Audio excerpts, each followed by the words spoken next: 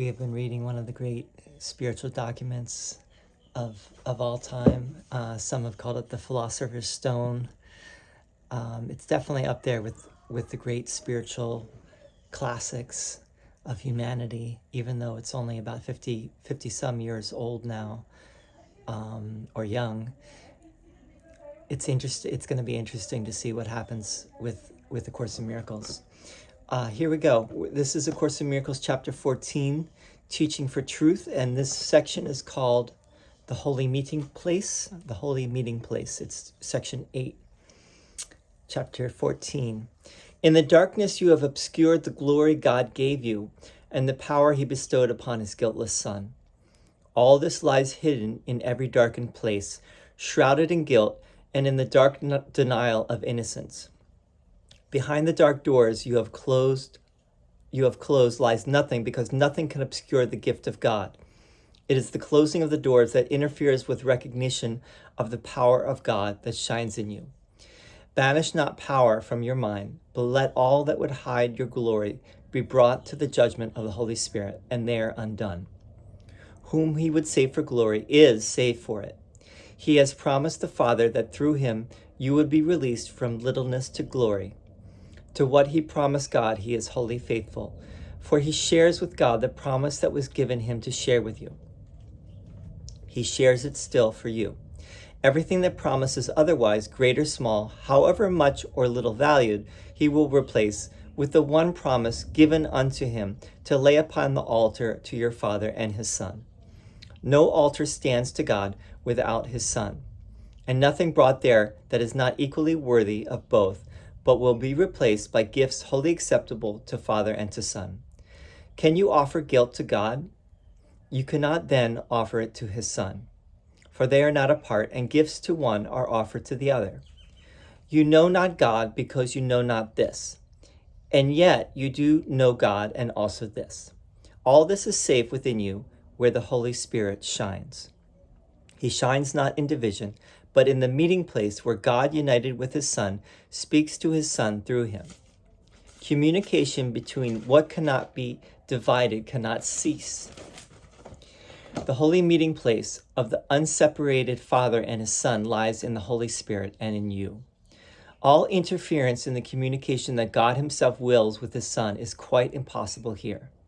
Unbroken and uninterrupted love flows constantly between the Father and the Son, as both would have it be, and so it is. Let your mind wander not through darkened corridors, away from light's center. You and your brother may choose to lead yourselves astray, but you can be brought together only by the guide appointed for you. He will surely lead you to where God and his Son await your recognition. They are joined in giving you the gift of oneness, before which all separation vanishes. Unite with what you are. You cannot join with anything except reality.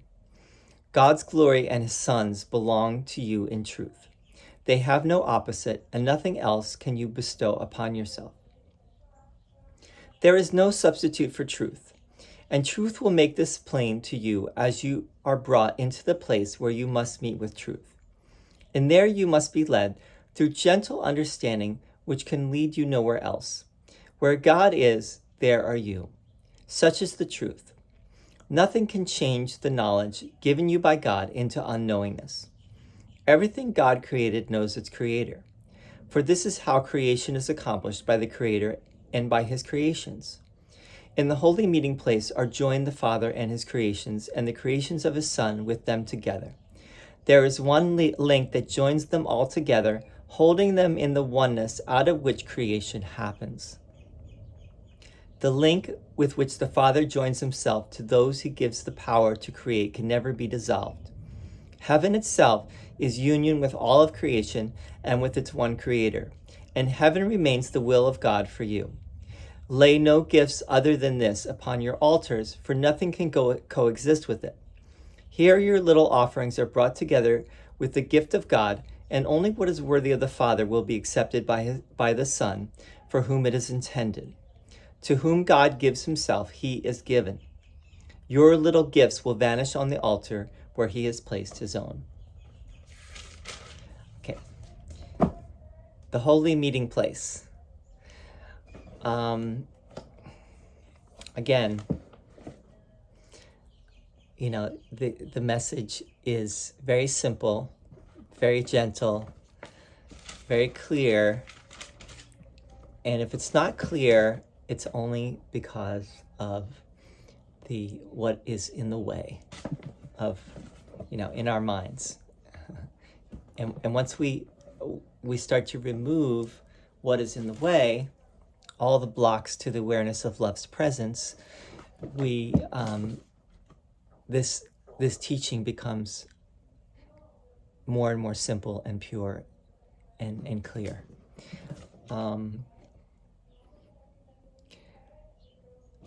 The holy meeting place is essentially where we give what is in the way to the Holy Spirit to clarify, to bring the light for us.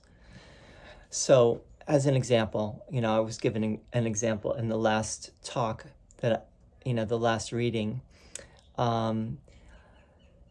We have thoughts in our mind that are troubling. We have grievances. That's what the Course calls it, is grievances. There's a connection also between grief and grievances. Like, grief is where we're upset about something. Usually we think of grief as a loved one dies, and we experience grief. But what the Course is saying is that whether it's a very small thing or a very big thing, it doesn't matter. It's all part of the same ego thought system. And if we could really see things the way the Holy Spirit and Jesus do, there would be no more grief and there would be no more grievances. A grievance is anything that we hold against anyone, including ourselves. Anything large or small that we hold against ourselves or the world or anyone out there. That would be a grievance. Could be the smallest thing, and it could be a very big thing. But again, it's no order of difficulty in miracles. That's the first miracle principle. There's no order of difficulty in miracles. And there is no hierarchy of illusions. So one is not greater than any other. They're all the same, really. So any problem ultimately is no problem, however large or small it is. Let your mind wander not through darkened corridors away from light's center. You and your brother may choose to lead yourself astray, but you can be brought together only by the guide appointed for you. This is just a way of saying that if you see your brother as anything less than completely whole and perfect, as you will teach that to him. It could be a him, a her, an it, a they, whatever it is, and they will teach that to you by your seeing them as less than what they truly are. You see yourself that way, and rather what you want to do is you want to bring it to the Holy Spirit, which is also Jesus, to look at it in the light of love and remember that any negativity of any kind, any grievance of any kind, any grief of any kind is not what we want to give energy to. We want to give energy to our true reality. Now, it's not to say that we won't. It's very difficult not to get upset about things. It's very difficult to control the mind. It's very difficult to control our emotions. Now, is it this saying that we won't have anger, we won't have upset, we won't have grievances? Ultimately, yes. but it will be a journey. It will be a journey. And in the process of the journey, your consciousness will be transformed, and you'll see more and more that what used to upset you or would get you very upset for sometimes hours or days or even longer, months, even years, where you would hold on to something and feel bitter and feel resentful and feel angry, that will not bother you as much until you get to the point where it's automatic, where you don't feel upset about things. You only have the understanding, the forgiveness, the compassion, and that's where this is leading us. There is no substitute for truth, and truth will make this plain to you as you are brought into the place where you must meet with truth. And there you must be led through gentle understanding, which can lead you nowhere else. Where God is, there are you. Such is the truth. Okay. Again and again in the Course, Jesus is intimating, he's not necessarily spelling it out most of the time, but he's basically saying that there's no real difference ultimately between us and God. So this seems to be there's debate about this, but this seems to be a non-dual teaching, meaning that ultimately, from the standpoint of duality, from the standpoint of where we are right now, it's helpful to talk about us and God as two distinct things, because that's how we see it. But in reality, that's not what it is. That's not what it is. There is only God, which is when we're all included in that.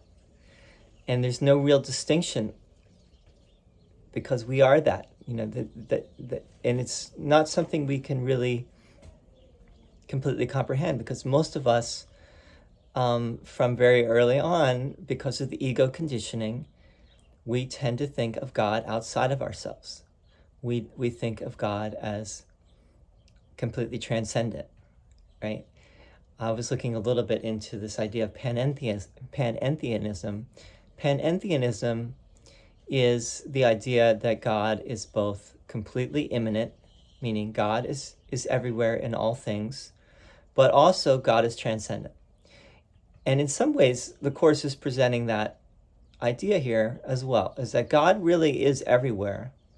We don't see God. Why? Because of the egoic illusion. The Hindus call it Maya. There's a veil of illusion. There's something in the way. The clouds are obscuring. The darkness is obscuring the light. The light is still there, but the clouds get in the way to obscure the light. But the reality is if the light would shine in the darkness or in the cloudiness, it would be no more. It's just because we're enjoying the clouds. We want the clouds. We're afraid of losing the world as we know it, because everyone likes what is familiar. We don't, not just likes, but we're attached to what is familiar. And we don't want to change, because we don't want any, if you just look at how most of us are, we avoid change because it's unfamiliar, and we don't know what's going to happen. We don't know what that change is going to bring. And so what about the most radical change, which is losing your ego? That's extremely scary. That's horrifying, when you're from the ego's perspective, that the ego would not want that at all, because that would mean the end of the ego. So, Jesus is saying again and again here that there's the light of spirit and there's the ego. Only one of them is true, and the one that is not true, which is the ego, is not going to go lightly, because the ego, and the ego has gotten our allegiance, which means that we're not going to go easy. So this has to be a gentle, slow, gradual process for most of us. This is not going to be all of a sudden we get slammed with what it is, but rather it's going to be we're gonna awaken gradually. It's a gradual awakening to the love. Let's just say the love of God, which we are, or you could just say the love that we are, or you could just say the our true eternal nature, which is not, when you put it in those terms, it's not scary, but it's scary when you look at how, talk is cheap, and it's easy to say these things, right? It's easy to assent to these things intellectually and to say, yeah, that sounds right. It's much harder to actually do the practice and go to the places that scare you and work through your issues and your fears. And that's what this course is helping us to do, through helping us to see things more in alignment, to perceive more in alignment with how the Holy Spirit and Jesus, which really is just a way of saying to perceive things more in alignment with truth, to perceive things more in alignment with reality. So we align ourselves with reality, and we start to lose those parts of ourselves. Slowly, we start to lose those parts of ourselves which are not of the light. And that's good. That's what we become more and more closer and closer to truth, until we're ready to return back into that, from perception, which is where we are, the world of perception, into the realm of knowledge, which is that eternal oneness, you could say, which is God, which is our true reality. I hope this is helping. It's this course is. I'll just say one more thing.